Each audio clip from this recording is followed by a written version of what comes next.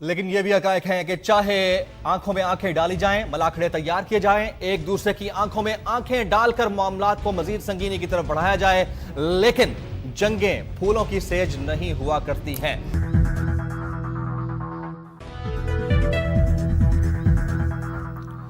Iran और America के दरमियान एक टग ऑफ वॉर चल रही है, एक दूसरे के नेक टू नेक है, आई टू आई कांटेक्ट है और इस वक्त बड़ी सिचुएशन संगीन है। और हम बात करते हैं डॉक्टर फारूक हसनात साहब से। सर माजरत, आपको तवक्कुफ करना पड़ा, इंतजार करना पड़ा। आप फरमाइएगा, नेक टू नेक है, आई टू आई कांटेक्ट है अमेरिका और ईरान के दरमियान, और आप माशाल्लाह से बड़ी गहरी नजर रखते हैं आलमी उमूर पर। क्या देखते हैं आपके, ये रिफ्ट मजीद बढ़ सकती है या सेटल डाउन हो जाएगी आने वाले दिनों में? डॉक्टर साहब जी देखिए, पहले भी जब अमेरिका ने हल्ला बोला मुख्तलिफ ममालिक के ऊपर, चाहे वो इराक के ऊपर हो 1991 में, चाहे ऑक्यूपेशन हो इराक की, चाहे अफगानिस्तान पे उनकी कब्जा हो, ये हर मामले में एक कोलिशन बनाते हैं। कोलिशन मतलब है, सबसे पहले तो उनके जो कुदरती कोलिशन है वो यूरोपियन से बनती है जी। उसके बाद जो दूसरे मुल्क हैं जो बिल्कुल इनके ऊपर इन्हिसार करते हैं अपनी बका के लिए, जिंदा रहने के लिए, जैसा सऊदी अरब है जी, और दूसरे यूएई हैं जी। इस दफा इनकी कोलिशन नहीं बन सकेगी, इसलिए कि इन्होंने मुआहदे से खुद खिलाफ वर्जी की। सदर ओबामा ने एक मुआहदा किया, वो मुल्क के सदर हैं, और उस मुआहदे में सिर्फ अमेरिका नहीं था, उसमें यूरोपियंस थे, उसमें जर्मनी था, उसमें रूस था, उसमें चीन था, ये बैन अवी मुआहदा था। और वो एकदम उससे निकल गया अमेरिका, और इसने किसी से पूछा भी नहीं। अब ये बाकी जो तमाम ममालिक हैं, यूरोपियंस भी और चाइना भी, रूस भी, वो कह रहे हैं कि हम उस मुआहदे के ऊपर कायम हैं, तो इसलिए ये कोलिशन नहीं उनकी बनेगी। यूरोप ने भी कह दिया है कि हम किसी कोलिशन में शामिल नहीं होंगे।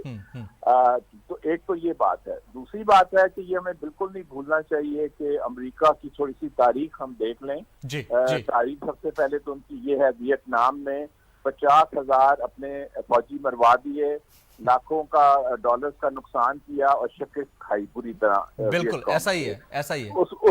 उसके बाद इराक में हल्ला बोला, प्लान बी कोई नहीं था जी। उसमें 3,000 अपने फौजी मरवाए, 25,000 जख्मी करवाए, और इराकियों ने इनको एक बूंद तेल नहीं निकालने दिया क्योंकि उन्होंने गुरिल्ला वॉर शुरू कर दी थी जी, जी। उसके बाद अफगानिस्तान में जो जिन के साथ ये लड़े हैं 18 साल से, 18 साल को अरसा होता है जी, जी। इतने सोफिस्टिकेटेड आर्म्स, इतने सोफिस्टिकेटेड इनके सैटेलाइट इंफॉर्मेशन, और वो जिनसे लड़ रहे हैं वो फटे हुए उनके कपड़े हैं, उनके जूते भी नहीं होते। अच्छा, वो उनको हरा रहे हैं। आधे से ज्यादा अफगानिस्तान पे उन्होंने कब्जा कर लिया हुआ है, और ये उनसे मिलते कर रहे हैं कि हमसे बातचीत करें। तो ये तो एक सिनेरियो हमें नजर आता है। इसमें ये ईरान के ऊपर किस तरह हमला कर सकते हैं और फिर इसको सस्टेन कैसे करते हैं। देखिए, यहाँ पे एक आदमी है जो नीम पागल है, उसका नाम है जॉन बोल्टन। वो इनका नेशनल सिक्योरिटी एडवाइजर है। ये जब एडवाइजर होता था जॉर्ज डब्ल्यू बुश के जमाने में भी, तो ये कहता था कि हमला कर दो मुल्कों के ऊपर और मुसलमानों के ऊपर। यही बात शफी नकवी जामी साहब भी कर रहे थे, यही बात वो भी फरमा रहे थे जी। जी, वो नीम पागल आदमी है, वो इस्लाम के भी खिलाफ है, और वो हमला कर दो, और मैं नहीं मानता बैन अवी कवानीन को, मैं नहीं मानता अक़वाम मुत्तहिदा को, ये इस किस्म की वो बात नहीं करता है। लेकिन जब इन्होंने बात की सदर ट्रंप ने पेंटागन के साथ, जो फौजी इनका जिसको हम कहते हैं, जो हमारी जैसा मिनिस्ट्री ऑफ डिफेंस होती है जी, तो उन्होंने इनको साफ साफ जनरलों ने कह दिया कि जी हम नहीं लड़ सकते, ना हमारे पास सिपाही हैं, ना हमारे पास लॉजिस्टिक्स हैं। इसलिए कि जब ये आजकल की जंगें नहीं होती कि आपने हमले किए और आपने वो बम गिराए और बात खत्म हो गई। ये फंसे हुए हैं अफगानिस्तान में, ईरान इनको नहीं यहाँ से निकलने देगा। ईरान इनका एक सिपाही की जिंदा सलामत नहीं निकलने देगा। फिर इनके ट्रुप्स हैं वहाँ पे इराक में, और इस वक्त इराक और ईरान के बहुत करीबी ताल्लुकात हैं, ये वहाँ को जख्म पहुंचाएंगे।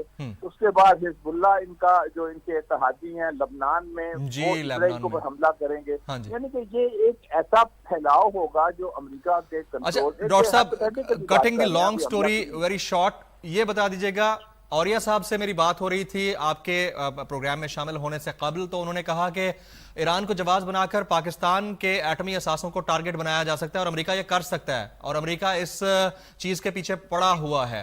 तो is there any chance like this, या फिर ये इसको कॉन्स्पिरेसी थ्योरी समझा जाए? मेरा ख्याल है कि अमेरिका का ख्वाहिश होना एक बात होती है, उसको अमली जमा पहनाना दूसरी बात होती है। ख्वाहिश तो उनकी हो सकती है कि चूंकि ये हिंदुस्तान के साथ इनके स्ट्रेटेजिक अलायंस है, इनके इजराइल के साथ, इजराइल उनका आउटपोस्ट है, उनकी प्रॉक्सी है अमेरिका की, वो तो चाहेंगे पाकिस्तान न्यूक्लियर ना हो, या एटलीस्ट पाकिस्तान के न्यूक्लियर प्रोग्राम को ये कहकर ये टेररिज्म को सपोर्ट करता है पाकिस्तान, इनको सिक्योरिटी काउंसिल के सुपरविजन में ले आए। लेकिन ये हो नहीं सकेगा, ये कर नहीं सकते। जैसे मैंने कहा है, पाकिस्तान की बगैर मदद के ये अफगानिस्तान से अब सही सलामत जिंदा नहीं निकल सकते। फंस गए हैं बुरी तरह, और बहुत बुरी तरह फंस गए हैं। तो तुर्की के साथ भी इनके निहायत खराब ताल्लुकात हैं, अमेरिका के, ईरान के साथ भी निहायत खराब ताल्लुकात हैं, पाकिस्तान के साथ भी। आप देखिए कितना बड़ा एक चंक है नॉन अरब मिडिल ईस्ट का, जिसको अमेरिका ने अपना दुश्मन बना लिया है। तो आप इस तरह करके, और सिर्फ सऊदी और यूएई वाले के साथ लेके, जो कि अपने ट्रंप ने, एक मैं बात आखिर में कहूंगा, ट्रंप ने ऐलान किया था, सारी दुनिया के अखबारात में आया था, उसने कहा था ओ बादशाह, इसी तरह ओ किंग, तुम सुन लो, तुम 2 हफ्ते हमारी मदद के बगैर जिंदा नहीं रह सकते। ये भी समझते हैं कि हम उनकी अमेरिका की मदद के बगैर हम नहीं चल सकते, क्योंकि उनके जान ही नहीं है, इंस्टीट्यूशंस ही नहीं है, अदारे नहीं है, कुछ भी नहीं है। राइट, डॉक्टर साहब, your point has been taken. आप हमारे साथ रहिए।